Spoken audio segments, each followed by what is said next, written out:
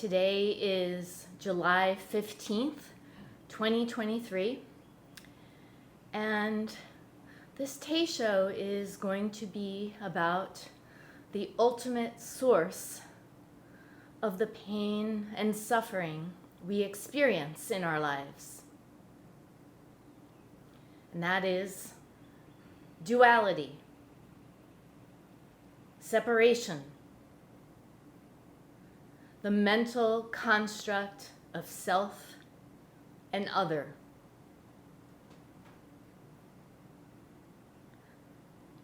For the most part, we tend to think of ourselves as unchanging, insofar as we see ourselves as having a specific identity.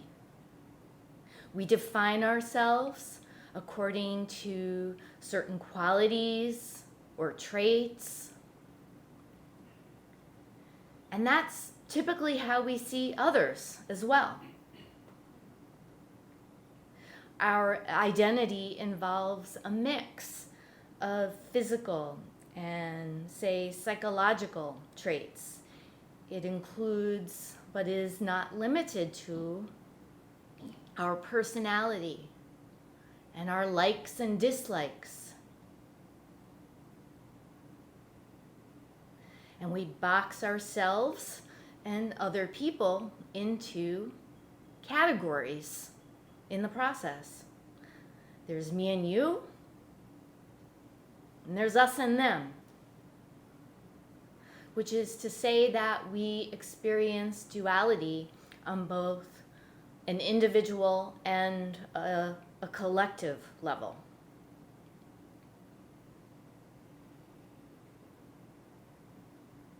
Now, in order to survive as human beings, we need to have a sense of being an individual self.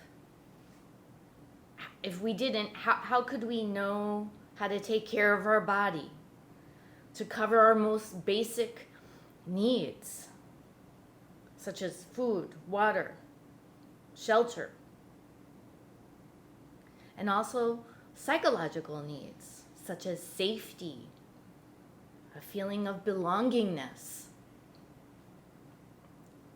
So from infancy into adulthood, our development of a sense of self involves the accumulation of a lifetime of experiences, of things, of people, of places.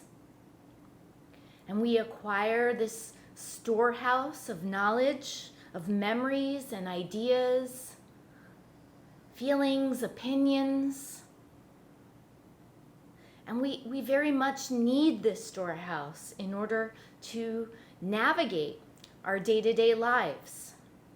It helps us to make sense of the world, to make sense of new experiences. It also keeps us out of trouble.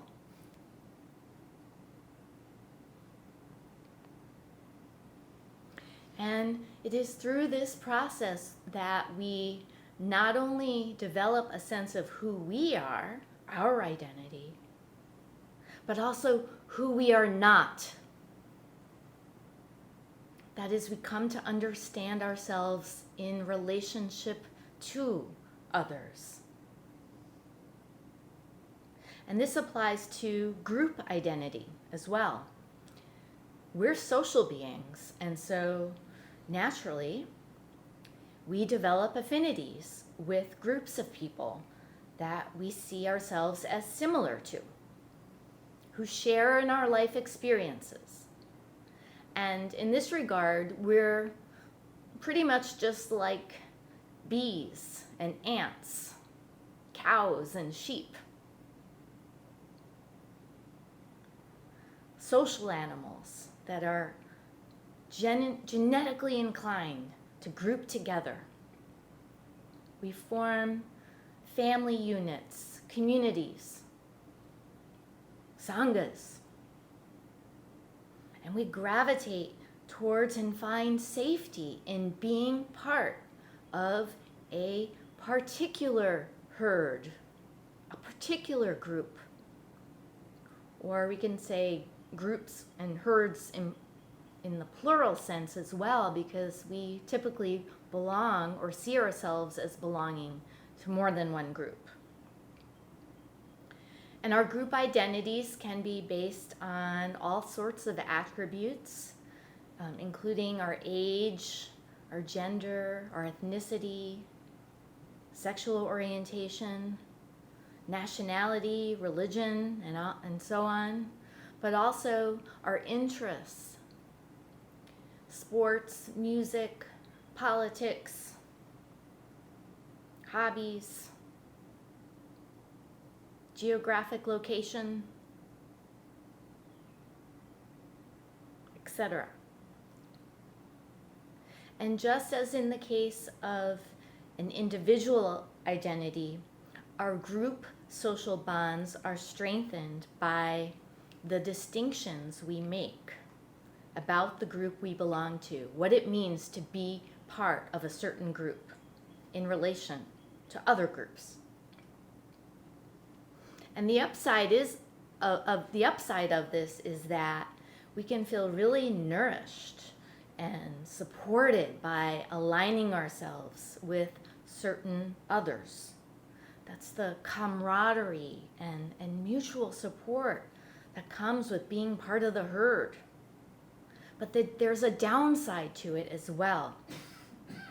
And that downside is that it can fuel all kinds of harmful judgments, accusations, biases, arousing feelings of competition and opposition.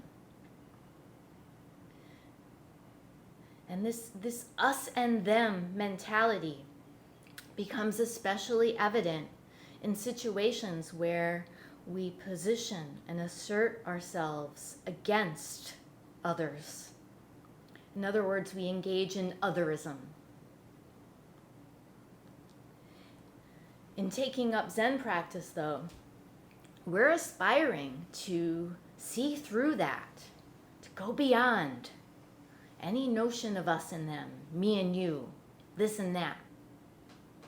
Beyond the labels and categories we use to distinguish ourselves and to wall ourselves off from others. In the ultimate sense, our ideas about who we are and who we're not are just a fiction. They're a product of our thoughts, and our thoughts have no substance. Okay, yes, we do occupy a physical body. It has certain characteristics. There's a border to it. The skin, the shell that we have, that we call our skin. But we're much, much more than that. And here's the good news. We don't need to deny our human qualities, our individual qualities, including our inclinations that arise from being social animals. We don't have to deny any of that in order to realize that our true self is no self. That is to say, it's limitless. It has no borders or edges. It's also not fixed. It changes from one moment to the next. Not one of us has a fixed identity.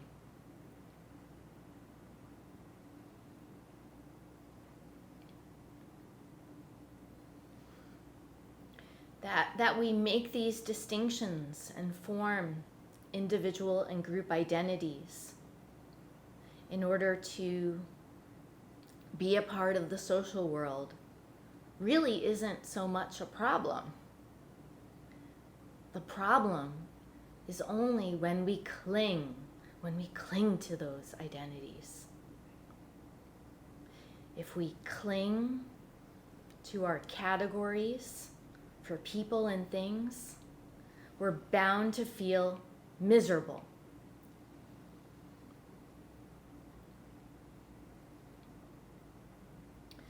For further insight on this, I'm going to read an excerpt from a book by Anthony DeMello. It's titled The Way to Love. DeMello was an Indian Jesuit priest, spiritual teacher, psychotherapist, and author of a number of books. And although he died in 1987, although he wasn't a teacher or a practitioner of Zen Buddhism, his writings do align with the spirit of practice.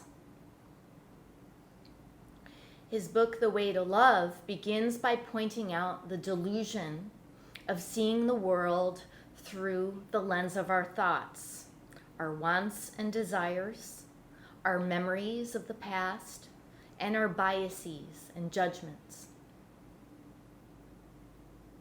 When we let go of these habits of mind, he says, we can experience love. He defines love as no longer seeing ourselves as separated and in conflict with others.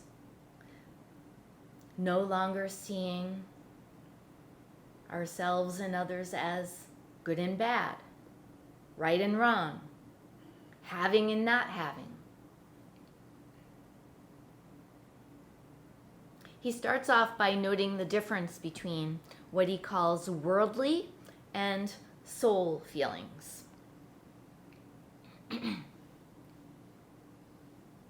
He says, recall the kind of feeling you have when someone praises you, when you are approved, accepted, applauded, and contrast that with the kind of feeling that arises within you when you look at the sunset or the sunrise or nature in general, or when you read a book or watch a movie that you thoroughly enjoy.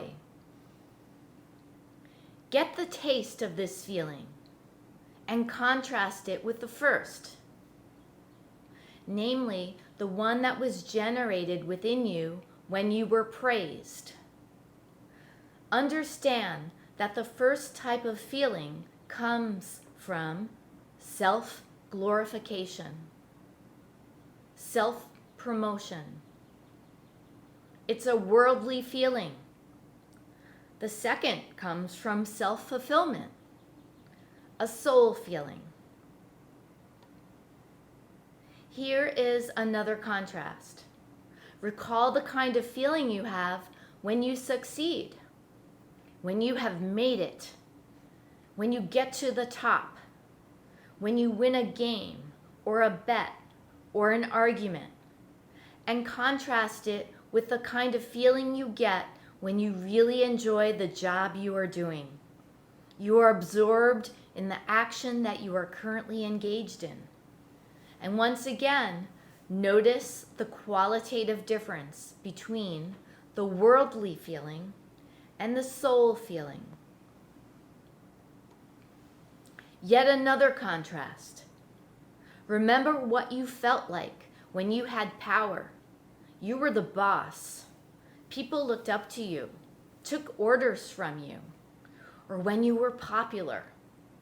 And contrast that worldly feeling with the intimacy, compassion, companionship. Excuse me. That worldly feeling with the intimacy, companionship. The times you thoroughly enjoyed yourself in the company of a friend or with a group in which there was fun and laughter.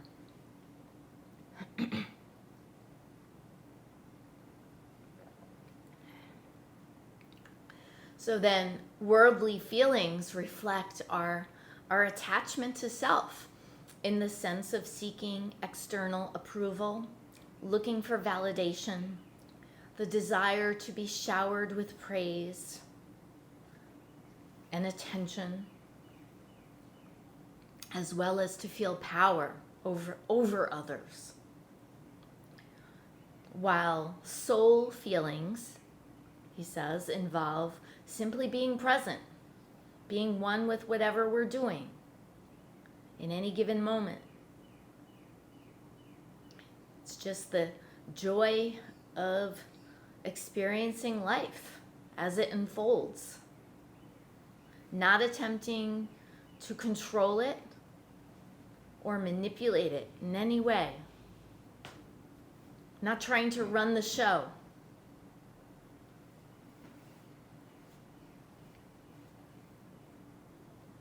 Then DeMello says, having done this, attempt to understand the true nature of worldly feelings, namely the feeling of self-promotion, self-glorification.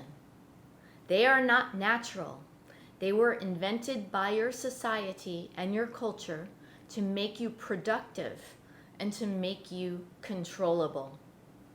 These feelings do not produce the nourishment and happiness that is produced when one contemplates nature or enjoys the company of one's friends or one's work. They were meant to produce thrills, excitement, and emptiness. And what he's saying is that our search for happiness and self-gratification outside ourselves is a product of our social conditioning, our habits of mind. We all have to work with that. And of course, here he's using the word emptiness, not in the Zen sense of beyond duality, but in feeling vacant, unfulfilled, and unhappy, as if we're lacking something. And that is how we're conditioned to feel and think. But it's not who we are fundamentally. And then skipping ahead a bit, he says this. Here is a parable of life for you to ponder on. A group of tourists sits in a bus that is passing through gorgeously beautiful country, lakes and mountains and green fields and rivers. But the shades of the bus are pulled down. They do not have the slightest idea of what lies beyond the windows of the bus. And all the time of their journey is spent in squabbling over who will have the seat of honor in the bus, who will be applauded, who will be considered, and so they remain until the journey's end.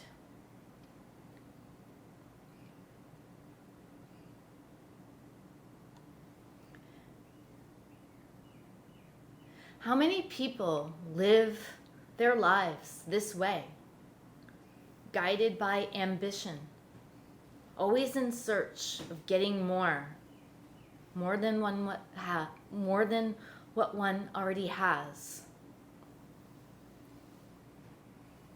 devoting one's energy and attention to trying to get somewhere, get something, gaining status, being recognized, acquiring material things, moving up in the world.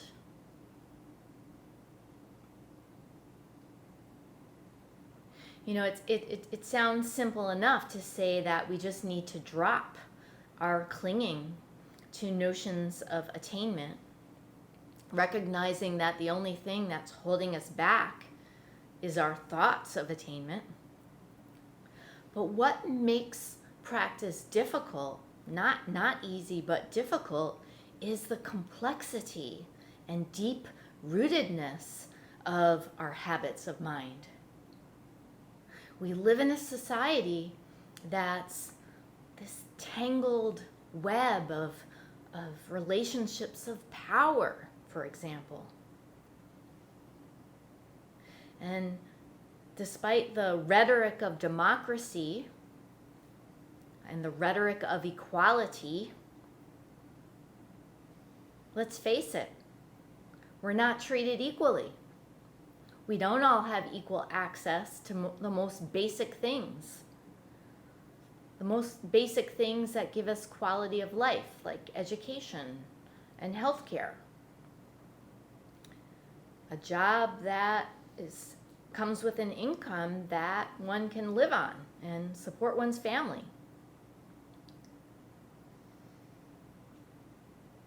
And yet the Buddha taught that we equally share in this one mind. All that's needed is for us to experience it directly, to see things as they are, not how we want them to be, not grasping to gain something.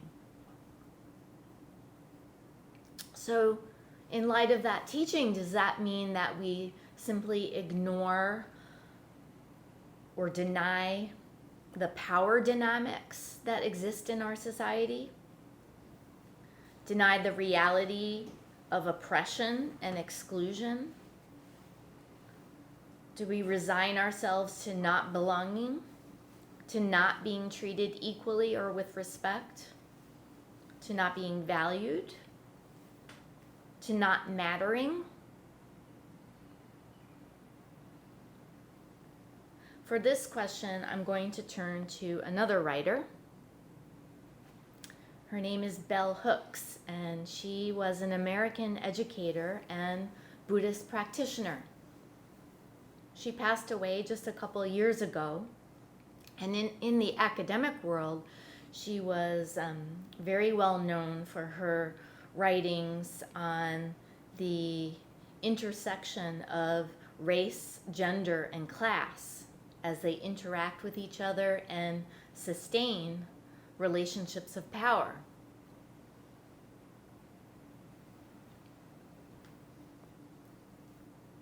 As a queer Black woman and a person of the way, she offers insights on practice in the context of living in a society such as we experience today, where there's so much division and opposition.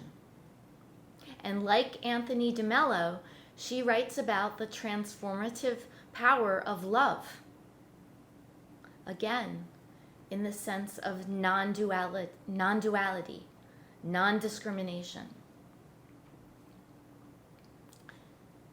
The essay I'm going to read a few excerpts from is titled Contemplation and Transformation, and it was published in a collection called Buddhist Women on the Edge, Contemporary Perspectives from the Western Frontier, edited by Marian Dresser and published in 1996.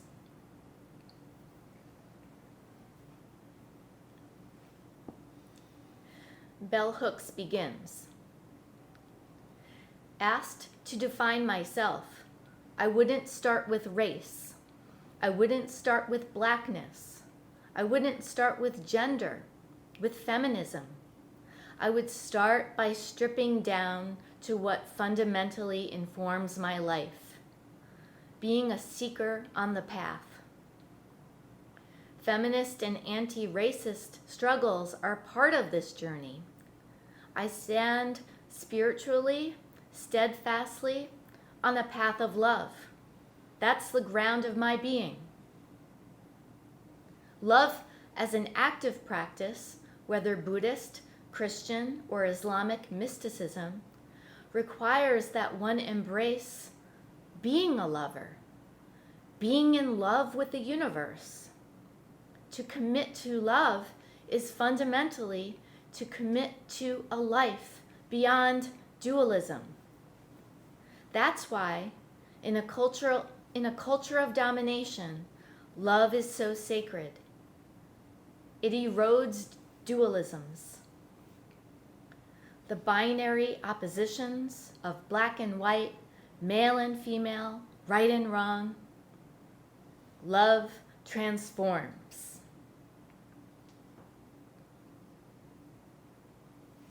So what she's saying is that there's so much more to us than our individual and group identities.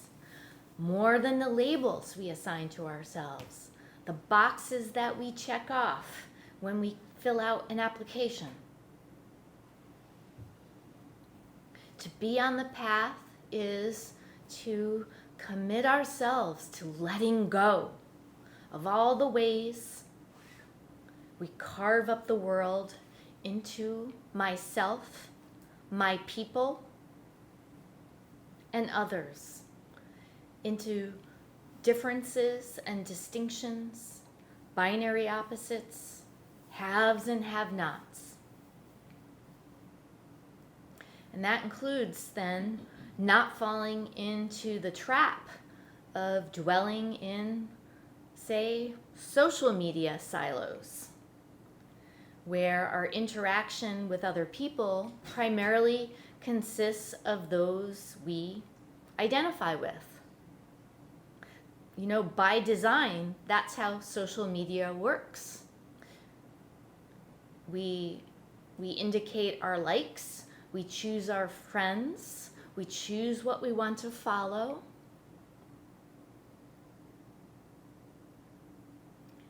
And if we spend enough time there, we've essentially walled ourselves off.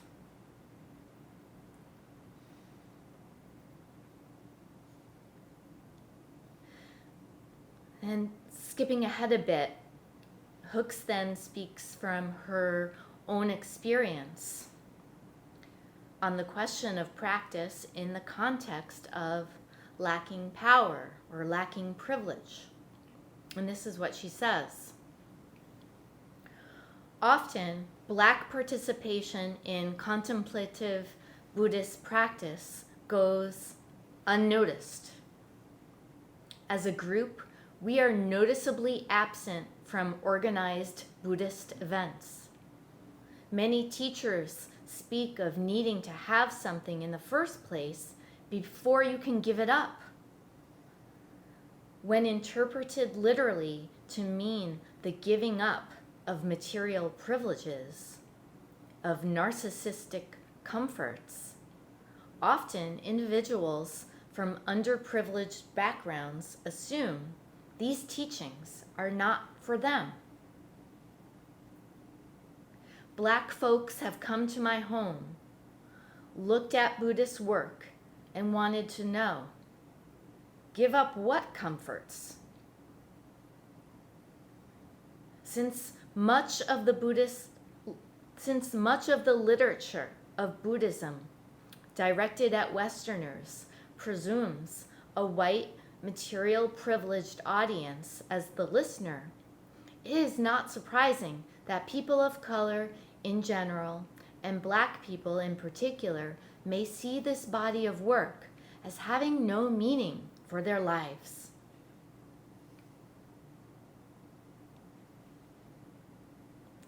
So here she's referring to what is often called convert Buddhism as it developed in the West or the global North.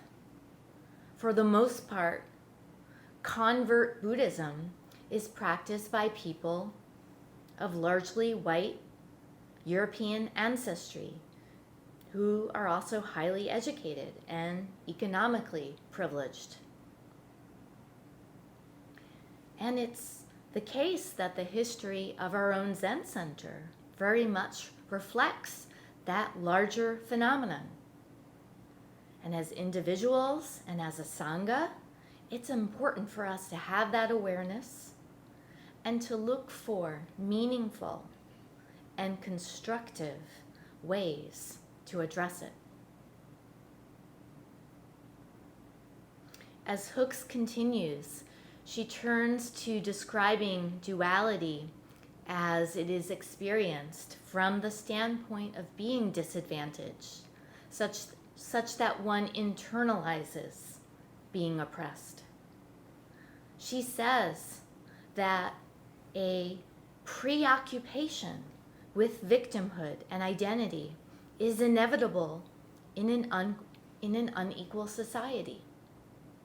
And people who are marginalized run the risk of becoming attached to their status as victim or as oppressed. In other words, clinging to victimization or lacking power or seeing oneself as downtrodden is a form of dualistic thinking, just as being attached to attainment, ambition, control, gaining power. This is what she says. Dualities serve their own interests.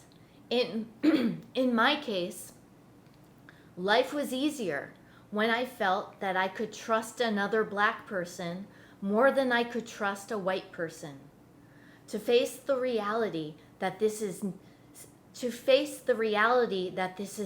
not so is a much harder way to live in the world.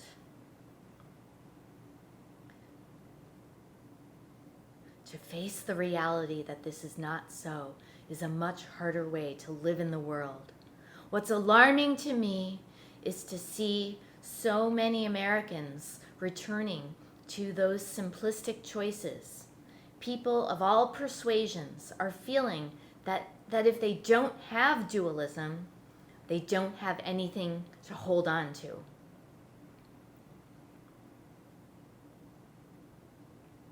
So here she's referring to that downside of group identity when we cling to it.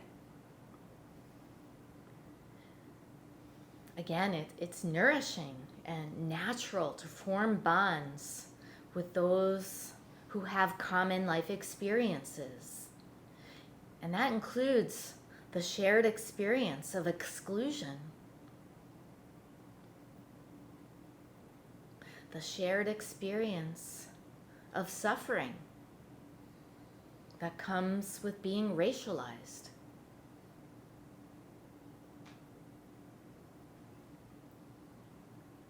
However, if that identity hardens, if it crystallizes, such that we can't go beyond it,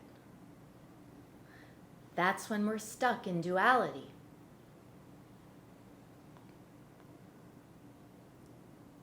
Hooke says, if we are concerned with dissolving these apparent dualities, we have to identify anchors to hold on to in the midst of fragmentation, in the midst of a loss of grounding.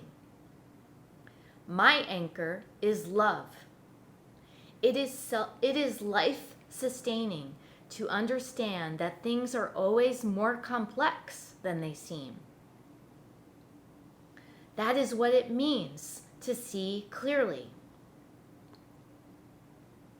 So this is interesting. You know, in Zen, we often use that phrase, seeing clearly, to refer simply to seeing things as they are.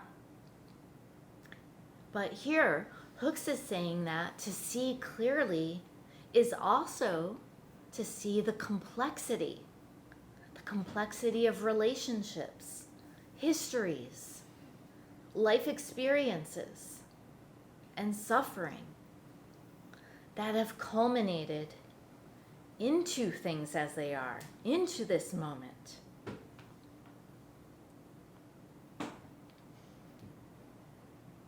She then says, such understanding is more useful and more difficult than the idea that there is a right and wrong or a good and bad, and you only have to decide what side you're on.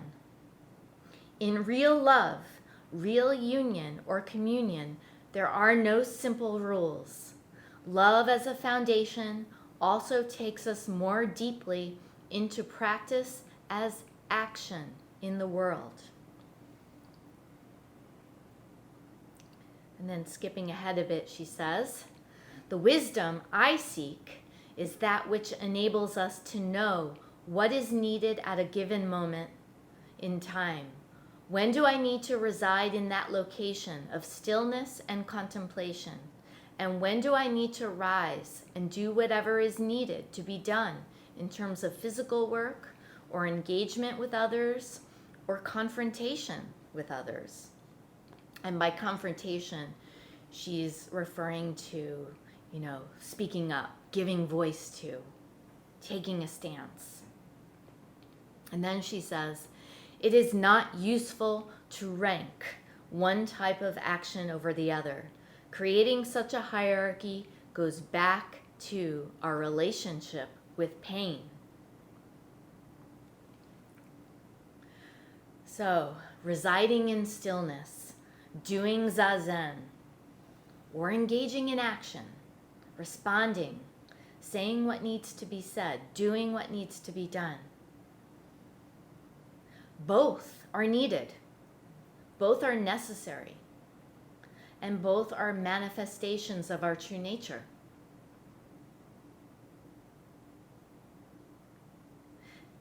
As Hooks continues, she talks about the mental constructs of suffering that we all have to work with. Particularly the pain that arises from our clinging to ideas of having and not having,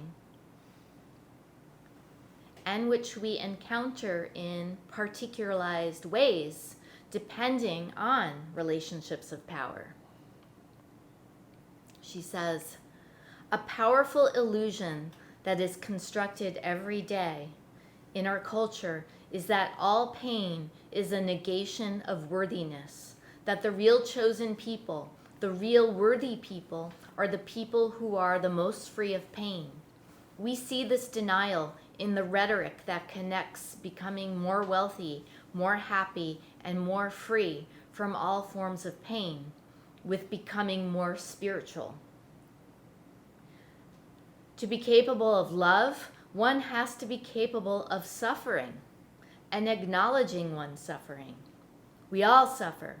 A culture that worships wealth wishes to deny the fact that when people have material privilege at enormous expense of others, they live in a state of terror as well, with the unease of having to protect their gains, which then necessitates even greater control. So she's pointing out to two delusive ideas that are a part of our social conditioning. One, the belief that people who have wealth or success or live a life of privilege are happy, that they're free from suffering, when in fact, everyone we meet is fighting a hard battle. But we're not going to see them that way if we're clinging to our beliefs about them. Again, the path of love is pure intimacy of life just as it is, people just as they are, not through the filter of our thoughts. And then the other delusive notion is that spiritual work requires us to negate or deny suffering. In practicing Zen, this is not a method for detaching ourselves from suffering. It's just the opposite. It enables us to become more intimate with it, both our own suffering and others' suffering, and to see that they're not two.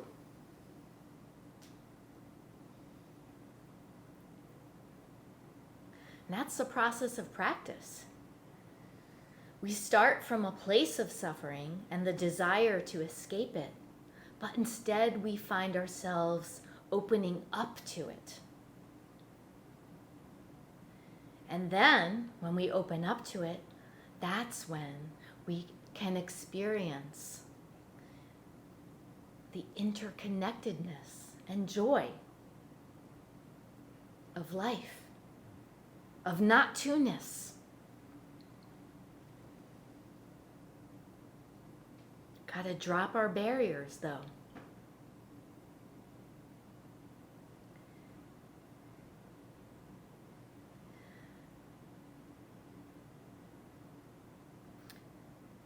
Skipping ahead a little more, Hooks talks about letting go of the pain of internalized oppression. She says, many Black people who have resources and skills remain convinced inwardly that they lack something. And it is this deep-seated sense of unworthiness that is potentially more life-threatening than structures of domination. There was a tremendous liberatory moment in my unhappy and painful childhood when I realized I am more than my pain. In the great Holocaust literature, particularly work written by survivors of the Nazi Holocaust, people say, "All around me there was death and evil and slaughter of innocents, but I had to keep some sense of a transcendent world that proclaims we're more than this evil, despite its power. When I'm genuinely victimized by racism in my daily life, I want to be able to name it, to name that it hurts me, to say that I'm victimized by it, yet it is crucial that I never see that as all that I am."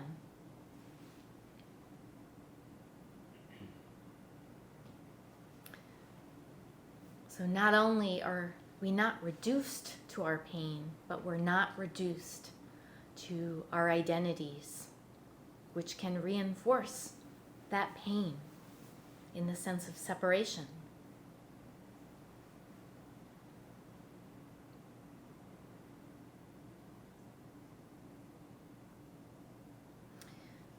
And this is how she concludes.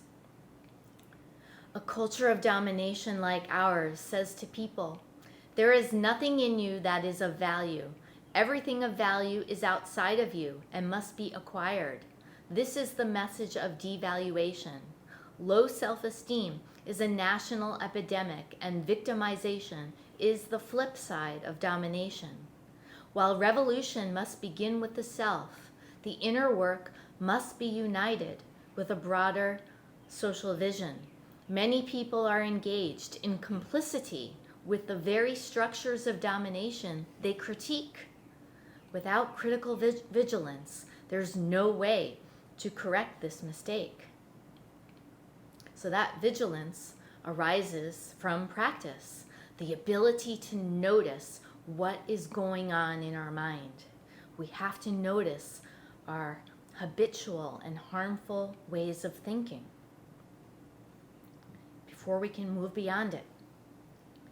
And then she says, "A fundamental shift in consciousness is the only way to transform a culture of domination and oppression into one of love. Contemplation is the key to this shift. There is not change without contemplation. The image of the image of Buddha under the Bodhi tree illustrates this. Here is an action taking place that may not appear to be meaningful action, yet it transforms.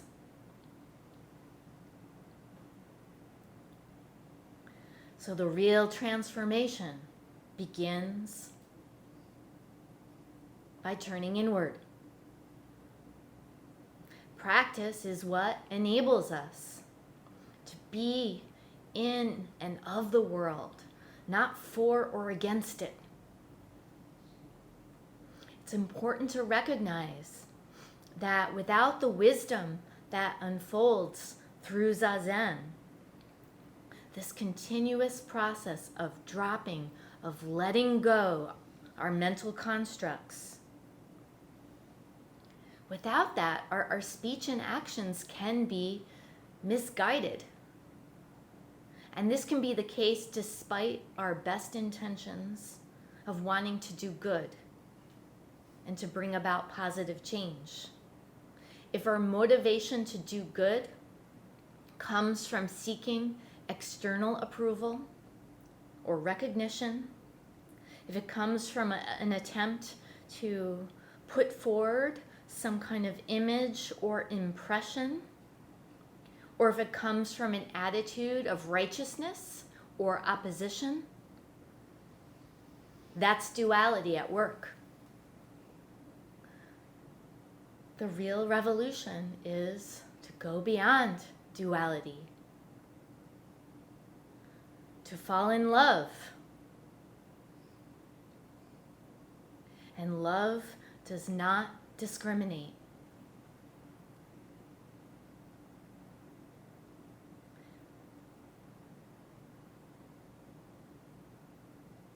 We'll stop here and recite the 4 vows.